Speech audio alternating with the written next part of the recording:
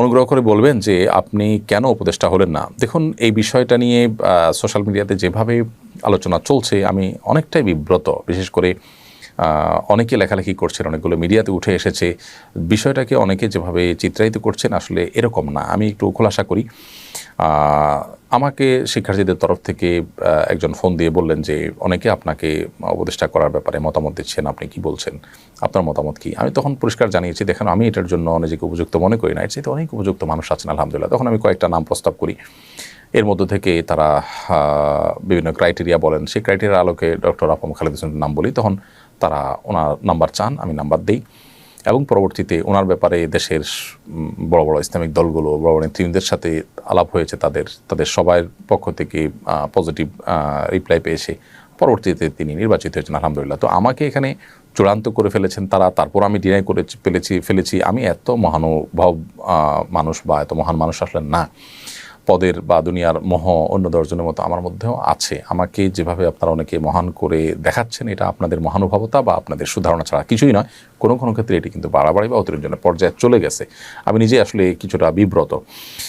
বিষয়টি আসলে জানাজানি হতো না, কিন্তু আলেমদের একটা ফোরামে এটা নিয়ে পরামর্শ হয়েছে। সেখান থেকে আসলে কেউ কেউ সোশ্যাল মিডিয়াতে লিখেছেন, সেখানে থাকা আলেমদের কেউ কেউ। আবার এটা যখন আমার সাথে ফোন আলাপ হয় তখন সামনে কয়েকজন ভাই ছিলেন, এখান থেকেও জানাজানি হয়েছে।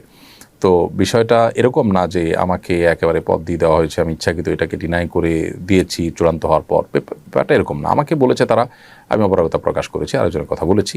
এই তো আমাকে যেরকম বলেছে এরকম আর হয়তো অনেক আলেমকে তারা বলেছেন, তারাও হয়তো একই কথা বলেছেন। বিধায় এখানে আমাকে আসলে মহান বানানোটা একটু বেশি হয়ে যাচ্ছে। আল্লাহ তাআলা আমাদেরকে হেফাজত করুন। চলমান পরিবর্তনকে সবাই অবিশ্বাস্য বলছেন, এত সহজে পরিবর্তনের রহস্য কি বলে মনে করেন?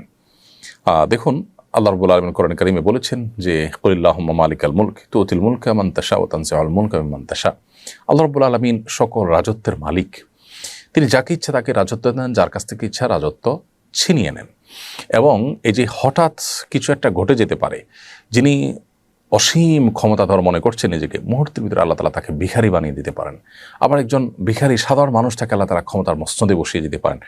আল্লাহ রাব্বুল আলামিনের এই সক্ষমতা, আল্লাহ তাআলার এই মহান অসীম কুদরতের কথা কোরআনে আল্লাহ তাআলা পরিষ্কারভাবে বলেছেন। কোরআনে কিছু কিছু আয়াত আছে যেগুলো সময়ে সময়ে এগুলোর প্রাসঙ্গিকতা এতটাই তরতাজা হয়ে ওঠে আমাদের কাছে, মনে হয় যে এই প্রসঙ্গে বোধহয় আয়াত নাজিল হয়েছে। দেখুন, আল্লাহ বলেছেন কুলিল্লাহুম্মা মালিকাল মুলক, হে রাসূল আপনি বলে দিন, বা হে রাসূল আপনি বলুন যে হে আল্লাহ, আপনি মালিকাল মুলক, আপনি সকল রাজত্বের মালিক, সকল ক্ষমতার মালিক আপনি।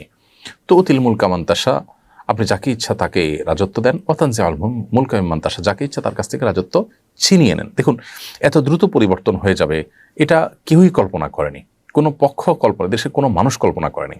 মানুষের কল্পনাতীত বিষয় ঘটিয়ে আল্লাহ রাব্বুল আলামিন মূলত মানুষের সকল প্রেডিকশন, মানুষের সকল ধারণা সব কিছুকে ভুল প্রমাণ করে দেন। আল্লাহ সুবহানাহু ওয়া তাআলার হাতেই যে সব কিছু, এটি এই সমস্ত ঘটনার মধ্য দিয়ে প্রকাশ হয়, প্রমাণ হয়।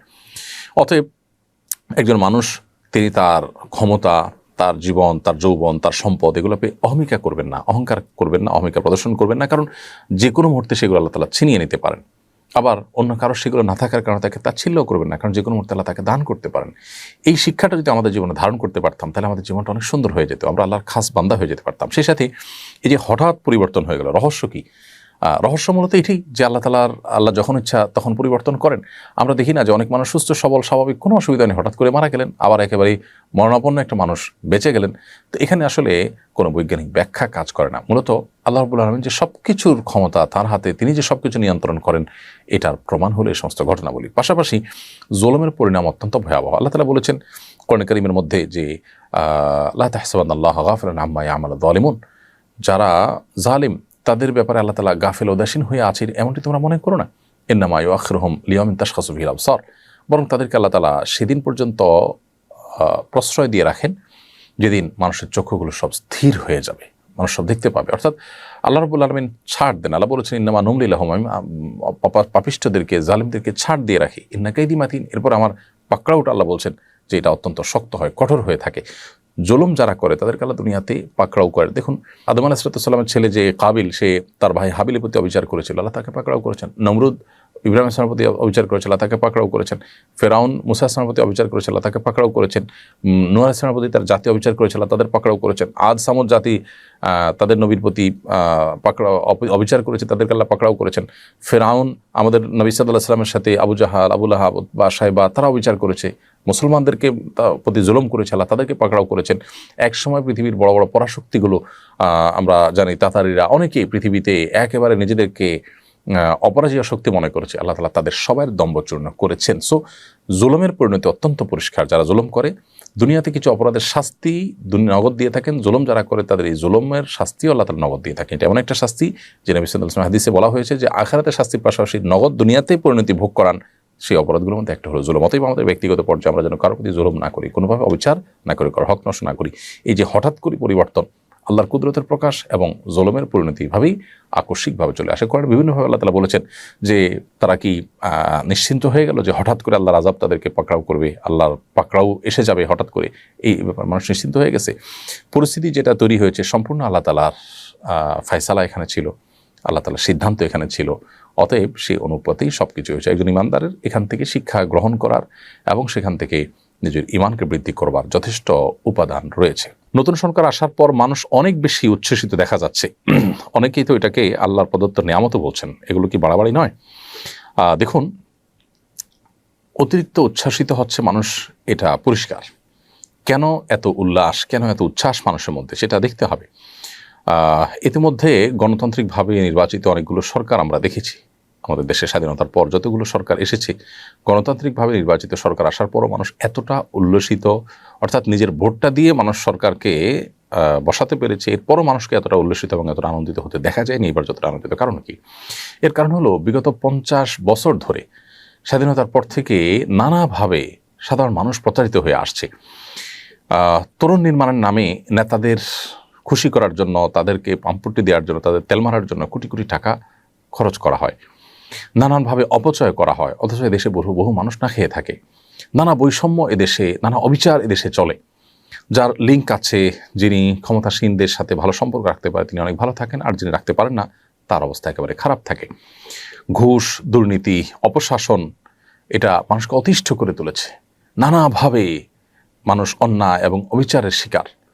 যেভাবে খুন, গুম, রাহাজানি, পুলিশের হয়রানি, কিছু হলেই মামলা ধরে নিয়ে যাওয়া, চাঁদাবাজি এবং অন্যায়ভাবে মিথ্যা মামলা দিয়ে হয়রানি করা, বিচার বিভাগে পর্যন্ত আপনার ন্যায় বিচার না পাওয়া, সেখানে পর্যন্ত আপনার নানাভাবে ইঞ্জিনিয়ারিং করে মানুষকে হয়রানি করা, এসব কারণে গোটা দেশের সমস্ত প্রতিষ্ঠানগুলোর প্রতি মানুষের আস্থা আসলে উঠে গেছে। এরকম ভয়াবহ পরিবেশে মানুষের একটা পরিবর্তন মানুষ চাচ্ছিল। কে করেছে, কারা করেছে, কি নামে করেছে, তার চেয়ে বড় কথা হলো মানুষ পরিবর্তন চাচ্ছিল। তরুণরা সেই চেষ্টা করেছে এবং তরুণদের একটা ন্যায্য দাবি ছিল এবং তাদের প্রতি মানুষের একটা আস্থা তৈরি হয়েছে যে তাদের কমিটমেন্ট ছিল, তারা খুবই কনফিডেন্ট ছিল, সেটা দেখে মানুষ আস্থা তৈরি হয়েছে। সবচেয়ে বড় কথা হলো যে মানুষ যখন দেয়ালে পিঠ থেকে যায় তখন আসলে খড়কুটা ধরে মানুষ বাঁচতে চায়, সেখানে তরুণরা তো যথেষ্ট আস্থার জায়গা তৈরি করতে পেরেছে। সো এই জন্য মানুষের মধ্যে অনেক উচ্ছ্বাস উল্লাস দেখা যায়। কিন্তু আমরা বাঙালি সবসময় হুজুগে, আমরা যখন খুশি হই তখন অনেক বেশি হয়ে যাই, যখন বেজার হই তখন অনেক বেশি বেজার হয়ে যাই। যাকে মাথায় তুলি তাকে মাথায় তুলে অনেক বেশি তুলে ফেলি, আবার যাকে ফেলে দেই তাকে একেবারে পায়ের নিচে ফেলে দিই। এটা আমাদের একটি সমস্যা বলতে পারেন। তো এই জন্য অতিরিক্ত বাড়াবাড়ির জায়গা থেকে আমরা এটাকে আল্লাহর নেয়ামত বা আল্লাহ প্রদত্ত ডাইরেক্ট এরকম কিছু বলছি। হয়তোবা আল্লাহ তাআলা এটা আমাদের প্রতি অনুগ্রহ করেছেন, সেজন্য দিয়েছেন, মাজলুমের প্রতি রহম করেছেন আল্লাহ তাআলা। আবার হয়তো এটা আমাদের জন্য নতুন কোনো ফাঁদ, কী যে হতে যাচ্ছে বা এটার পরিণতি কী দাঁড়াবে সেটা আসলে এই মুহূর্তে মন্তব্য করা কঠিন। তবে আমরা আশাতে করবো অবশ্যই ভালো কিছু আল্লাহ তাআলা যেন দান করেন আমাদেরকে। অতএব এই বাড়াবাড়িটা আমাদের করা যাবে না। বিগত 50 বছর ধরে মানুষ যে নিগৃহীত, মানুষের যে জীবনের নিরাপত্তা, মানুষের খাদ্যের নিরাপত্তা, মানুষের ন্যায় বিচার পৃথিবীর অন্যান্য দেশে যেরকম মানুষ পায় নিশ্চিন্তে, সেরকমটি বাংলাদেশে হয়নি। মানুষের খাদ্য, মানুষের পানীয়, মানুষের ঔষধ নিরাপদে কিনতে পারবে, ভেজালের কোনো টেনশন থাকবে না, এরকম বিষয় হয়নি। আপনি অন্যান্য দেশগুলো যেগুলো আছে, আমাদের এশিয়ার যে মধ্য এশিয়ার যে সমস্ত বা দক্ষিণ এশিয়ার যে সমস্ত দেশগুলো আছে, এই দেশগুলোতে আপনি দেখবেন যে এই বিষয়গুলো নিশ্চিত করা হয়েছে। এমনকি অর্থনৈতিকভাবে আমাদের পর্যায়ের অনেক দেশ আছে যে দেশগুলোতে খাদ্যে ভেজাল দেওয়া, পানিটা নিরাপদ, আপনার পানিতে ঝামেলা থাকা বা অস্বাস্থ্যকর পানি, তারপরে ওষুধে ভেজাল, এগুলো মানুষ কল্পনা করতে পারে না। ন্যায় বিচার সেখানে আছে, প্রতিষ্ঠা করা হয়েছে, আমাদের এই দেশটিকে নানাভাবে নিজেদের স্বার্থের জন্য প্রতিষ্ঠানগুলো ধ্বংস করে এমনভাবে শেষ করা হয়েছে যে মানুষ আসলে আল্লাহর কাছে ফরিয়াদ করছে রীতিমতো। সো এই নতুন যে সরকার আসলো, এ আসার পর মানুষের প্রত্যাশাও সেজন্য অনেক বেড়েছে, মানুষের উল্লাস অনেক বেশি। তবে উল্লাস না করে আল্লাহর কাছে শুকর আদায় করা উচিত, আমাদের অহংকার করা উচিত নয়। কারণ অহংকারকে আল্লাহ তাআলা একেবারেই পছন্দ করেন না, অহংকার পরিণাম ভালো হয় না। আমরা বিগত সরকারের অহংকারের পরিণতি আমরা দেখেছি। সো অহংকার যেন আমাদের মধ্যে না আসে। সাধারণ মানুষ এবং যারা ক্ষমতায় এসেছেন তাদের সবাইকে বিনয়ী হতে হবে, আল্লাহ শুকরিয়া আদায় করতে হবে, আল্লাহমুখী হতে হবে। আল্লাহ আমাদেরকে সেই তৌফিক দান করুন।